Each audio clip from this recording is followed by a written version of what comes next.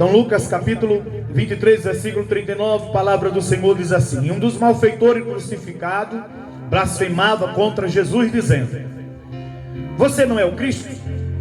Salve a si mesmo e a nós também. Porém o outro malfeitor repreendendo, dizendo: você nem ao menos temes a Deus, estando sobre igual sentença? A nossa punição é justa, porque estamos recebendo o castigo que os nossos atos merecem. Mas este nenhum mal fez. E acrescentou: Jesus, lembra-se de mim quando você vier no seu reino. Jesus lhe respondeu: em verdade te digo que hoje você estará comigo no paraíso. Três cruzes. Falar de cruz é falar de sofrimento. Jesus não veio nos proporcionar algo além daquilo que o mundo está oferecendo. Que Jesus veio nos proporcionar salvação, vida eterna, uma vida abundante com Ele, uma vida plena, onde nós desfrutamos da perene paz e da sua presença. Aqui fala de dois malfeitores. Por que não de três, mas de dois? Porque o do meio, ele não tinha cometido crime nenhum. O do meio fala-se de Jesus. A cruz da direita está o malfeitor, um ladrão de beira de estrada. Do lado da esquerda está o outro malfeitor. Três cruzes, três pessoas penduradas, três pessoas prestes a morrer. Eles estão ali. Dois são culpados. O do meio é inocente. Mas ele vai pagar um alto preço, que por muito hoje é desvalorizado. As pessoas não valorizam o preço que foi pago por elas. E por que não dizer a maior prova de amor de Deus para com a humanidade foi que Ele entregou seu próprio Filho. Isso de tantas pessoas escutarem, às vezes banaliza, não leva a sério o amor de Deus, e vive a vida como se essa vida se resumisse somente nos prazeres daqui da terra, que na realidade não é. Tudo é passageiro, tudo passa. Eu e você estamos de passagem por cima dessa terra. Ninguém é mais, ninguém é menos. Nós somos tudo pó. Eu dizia hoje, ou melhor dizendo ontem, para um colega, que uma das coisas que nós menos valorizamos é os pés. Ele é o último a ser lavado, ele é o último a tomar banho, ele é o último a ser limpo. Quando se vai para o salão, se trata do cabelo, se trata do rosto, se trata das mãos, e os pés ficam por último. Mas é Ele que te leva para a faculdade, é Ele que te leva para o trabalho, é Ele que te leva para onde você quer ir. É os pés, mas pouco é valorizado. E quando Deus, Ele se lembra de nós, está escrito no Salmo, Ele olha para os nossos pés. Sabe por quê? Porque é barro. E esse corpo todinho, por mais que as pessoas se enalteçam com a sua beleza, está montado como um punhado de barro em cima dos pés, para mostrar que nós, como seres humanos, não somos nada sem Jesus. Nessa passagem eu dou um tema sobre o ladrão na cruz, salvação na última hora. Tem pessoas que elas vão ser salvas já na última instância, já na última dor da vida, no último suspiro. E tem pessoas que mesmo no último suspiro, mesmo na última dor que está sofrendo ali, a gente chega apontando: Jesus é o caminho, Jesus é a verdade, aceita Jesus para ir morar no céu. A vida não só se resume aqui. E as pessoas muitas vezes negam Cristo até mesmo na última. A prova disso, nós vamos vermos aqui O ladrão da cruz, salvação na última hora. Tem 3 pessoas prestes a morrer. Tem 3 condenados. Tem um injusto. E aí é interessante, porque aí eu já parto para a introdução para você entender. No momento mais doloroso da cruz, enquanto muitos zombavam, 2 ladrões estavam crucificados ao lado de Jesus. Um deles reconheceu quem Jesus era, e mesmo à beira da morte, recebeu a maior dádiva, a salvação. Essa cena revela que nunca é tarde para um coração arrependido. Talvez você diga: ah, mas era um malfeitor. Era 2. O que estava na direita, ele entendeu e reconheceu quem era Jesus. Já da esquerda, zombava das coisas sagradas, das coisas de Cristo. 2 malfeitores e um inocente no meio. Primeira coisa que eu vejo aqui: o coração que escolhe zombar perde a oportunidade. Quem escolhe zombar das coisas de Deus perde a oportunidade. Porque o malfeitor da esquerda dizia: se tu és o Cristo, desce da cruz, salva a ti mesmo e a nós também. O que era o que o da esquerda queria? Ele queria se salvar da morte, mas ele não queria se salvar da condenação da morte. O que ele queria? Ele queria descer e permanecer nas mesmas práticas que ele vinha fazendo, ao qual o condenou na cruz. Ele não queria salvação, ele não queria transformação, ele não queria mudança de vida, porque isso nos confronta. Mas eu quero dizer para você aqui, que um coração que escolhe zombar perde a oportunidade. Um dos malfeitores que seguia a multidão zombou de Jesus. Mesmo diante da morte, escolheu endurecer o coração. A incredulidade cega e impede a salvação. Agora vem a aplicação para nós: não deixe a incredulidade afastar-se de Jesus.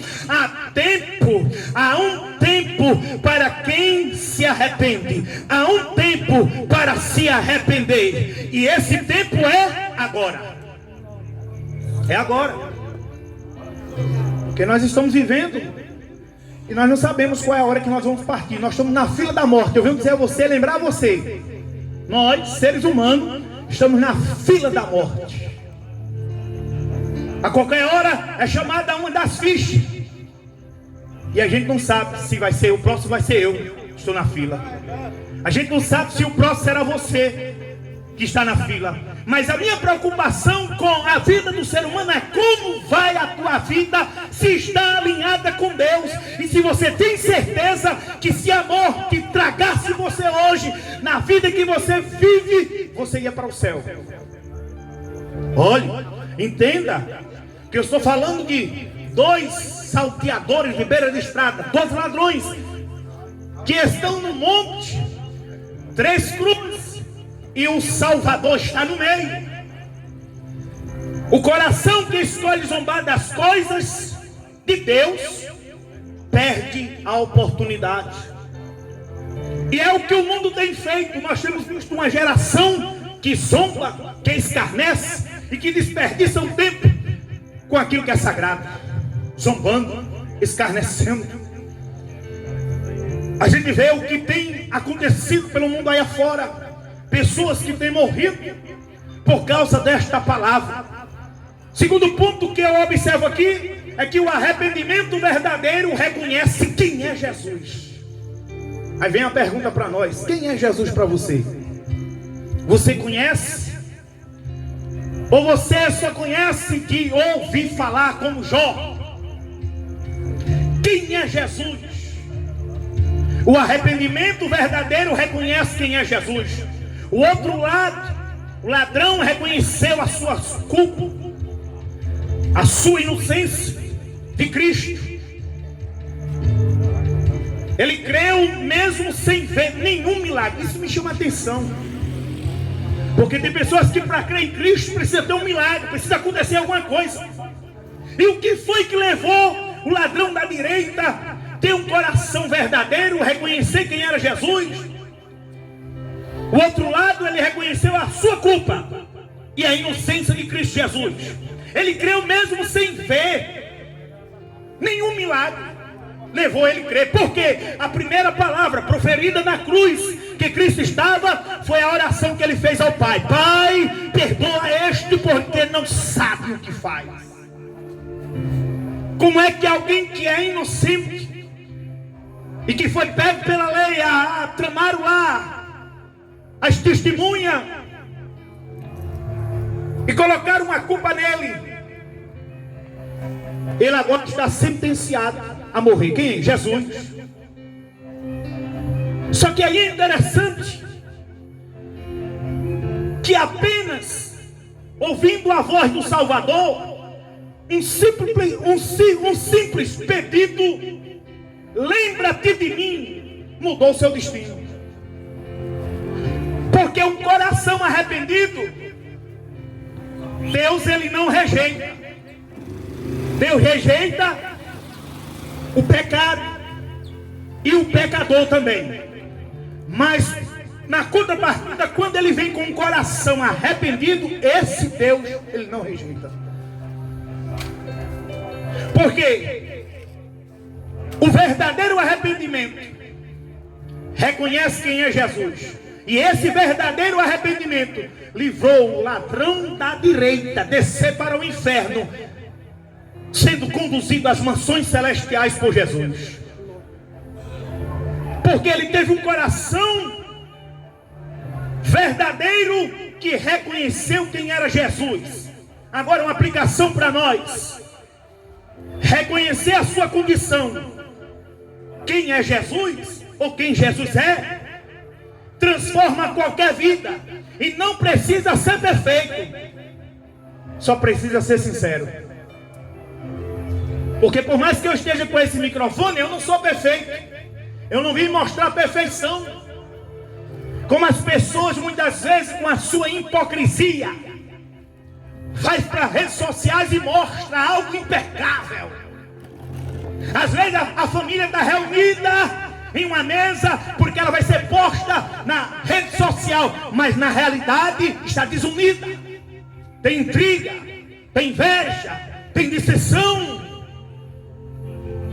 É somente manter a aparência, a estética daquilo que é, mas na realidade não é. Não precisa ser perfeito, que precisa ser sincero. Subia 2 homens ao templo, 2 homens iam para a igreja. Vamos para a igreja orar, vamos. Vem tu. Eu sou publicano, e tu, fariseu. Vamos para a igreja, vamos orar no templo. Aí o religioso dentro do templo, ele estava orando. Aí ele começou a sinal de descer. Isso aí é uma tristeza, ser humano. Começou a se auto-justificar, mostrar a perfeição. Dentro do templo. Senhor, olha, eu jejum 2 vezes por semana. Eu dou o dízimo de tudo. Eu não sou como esse roubador aqui, publicano. Ele dentro do templo, dentro da igreja, desprezando o próximo. Aí Jesus, conhecendo o coração, o publicano nem sequer ousou de levantar o olhar para cima, a cabeça, batia no peito e dizia: Senhor, tem misericórdia de mim, porque sou pecador. Tem aqueles que estão dentro achando que é crente demais, que é santo demais, mas a vida, na intimidade, a sós, só Deus para revelar naquele grande dia. Já tem outros que levam uma vida, mas quando chega lá, por mais que a vida seja pregressa, mas que a vida seja assustadora para a sociedade. Mas quando ele chega lá e diz: eu reconheço o meu pecado, ele está sendo sincero. Eu reconheço que sou pecador, eu reconheço que sou falho, eu reconheço que preciso de um Salvador, eu reconheço que preciso de um Senhor que rege a minha vida e que governe. Oh glória, oh aleluia. Eu estou falando sobre o tema: o ladrão na cruz, a salvação na última hora. Outra coisa que eu observo aqui que é bem interessante para nós finalizar. A terceira coisa é que a graça alcança mesmo no último momento. Jesus respondeu: eita, somente lembra-te de mim, Senhor. Olha o que o texto vai dizer. Olha o reconhecimento deste que reconheceu quem era Jesus. Enquanto o outro blasfemava contra Jesus, dizendo: você não é o Cristo, salva a si mesmo e a nós também. Porém o outro malfeitor repreendeu dizendo: olha, você nem ao menos teme a Deus, estando sobre igual sentença. Pecado que nós dois cometemos, nós recebemos o que é justo. Nós estamos sentenciados aqui, fomos sentenciados, estamos condenados à morte, vamos morrer, mas a sentença foi justa. Se que ainda Ele salve a gente, desça daqui, para a gente continuar a mesma vida, eu prefiro ter a vida transformada, pendurada na cruz. Oh glória, aleluia. Eu prefiro ter a vida transformada na cruz e não descer daqui e ser salvo para a eternidade. Olha o valor da vida após a morte. Porque a gente pensa que a gente não vai morrer, né? Vai ficar balageiro. Mas aí, a nossa punição é justa, porque estamos recebendo o castigo dos nossos atos. Merecia. Aí agora vem a defesa. Olha quem defendeu Jesus. Mas este quem? Esse Jesus nenhum mal fez. E realmente, lendo a Bíblia, você não vai encontrar Jesus fazendo mal a ninguém, somente o bem. Mas pelo bem e pela vida que Jesus vivia para agradar o Pai, foi pendurado na cruz do Calvário para levar sobre si os nossos pecados, nossas mazelas, tudo que não prestava. Jesus tomou sobre si e foi pendurado na cruz como preço. O seu sangue foi vertido na cruz do Calvário. E é por isso que nós estamos aqui, que anunciando com convicção. Não é que parece, não é que talvez, eu acho, porque o achismo não encaixa na Bíblia. É o que a Bíblia diz. Eu tenho certeza e convicção do que a palavra de Deus diz. A salvação, vida eterna com Jesus. Ele pagou o preço, Ele sofreu por mim, Ele sofreu por você, para nos salvar da condenação eterna. E nós vivemos aqui na terra como se Ele não existisse. É impressionante. Nós vivemos aqui na terra como Ele não existisse. E nós vamos se lembrar dele somente quando parte um ente querido. E que aí, que depois que parte, aí a gente diz assim: que Deus o tenha, que Deus coloque num bom lugar. Morreu, virou anjo, foi cantar lá no céu. Aí você olha, como era que era a vida dele? Como era que era a vida dela? Como era que ele vivia aqui na terra? Não, ele vivia na pornografia, na sarjeta do pecado, no lamaçal. Não deu tempo de se arrepender, de confessar a Cristo Jesus. Mas quando morre, todo mundo quer o céu, ninguém quer o inferno. Quem quer ir para lá? Ninguém. Mas deixa eu dizer para você, eu li uma frase para essa semana, que o inferno está cheio de pessoas que amavam Jesus, mas nunca se arrependeu.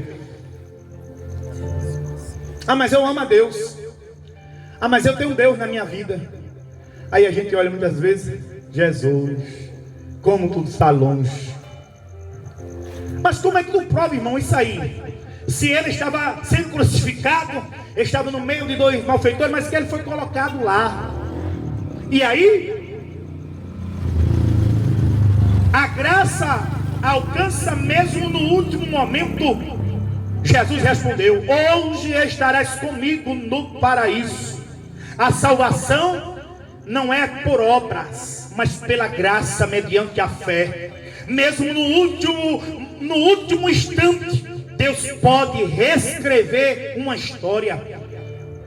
Deus é especialista em mudar o destino. Nunca é tarde para se render. Se ainda há vida, há esperança. Pronto. Tem vida aí? Tem, né? Tem vida aí? Se tem vida, tem esperança. Se tem vida, tem esperança. E do mesmo jeito que Jesus salvou, e que foi salvo no último instante, nas últimas horas da vida. Quem? O ladrão da direita foi salvo. Agora quem salvou não foi eu, nem foi tu, foi Jesus. Mas eu não aceito que Jesus salvou o ladrão. Está escrito na Bíblia, salvou, pronto, ele é que é o dono do céu. Obedeceu a palavra, vai para lá. Desobedeceu, não vai. Pronto, simples assim. Oh glória, aleluia. E tem uma coisa que eu acho interessante para finalizar aqui. É a oração do Pai Nosso. Todo mundo faz.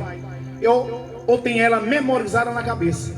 Mas se você for parar para estudar realmente a oração do Pai Nosso, você vai ver que o reino de Deus não está na sua vida. Que você começa dizendo logo assim: ó, Pai Nosso que está no céu, venha a nós o teu reino. Cadê o reino? O reino não é para vir? Tem que vir para a terra. As pessoas precisam ver o reino de Deus na nossa vida. Porque como é que eu quero ir para o céu se eu não vivo com Jesus aqui na terra? Isso é paradoxal, eu não consigo entender isso não. E aí você pergunta: mas o que é viver com Jesus para você, pregador? É obedecê-lo. Não, mas é muito difícil ser crente. É não. Diga você que não é difícil ser crente não. Mas por quê? Porque a gente tem um ajudador. Quem estiver só perambulando no mundo como andarilho, aí eu diria a você que era difícil. Mas a gente tem um ajudador. O Espírito Santo vem e faz morada no coração. Se eu me rendo a uma pessoa porque preciso de uma ajuda, logo aquilo que eu estou precisando vai ser atendido em uma carência ou em uma necessidade. Porque eu dependo de alguém. E todos nós dependemos de um balão chamado oxigênio para respirar. E quem dá é Deus. Como é que nós temos agradecido a Ele? Qual é a forma? Deus tem dado saúde, Deus tem dado emprego, Deus tem dado dinheiro, Deus tem dado condição para você sobreviver sobre a terra. Como é que você tem retribuído a Deus?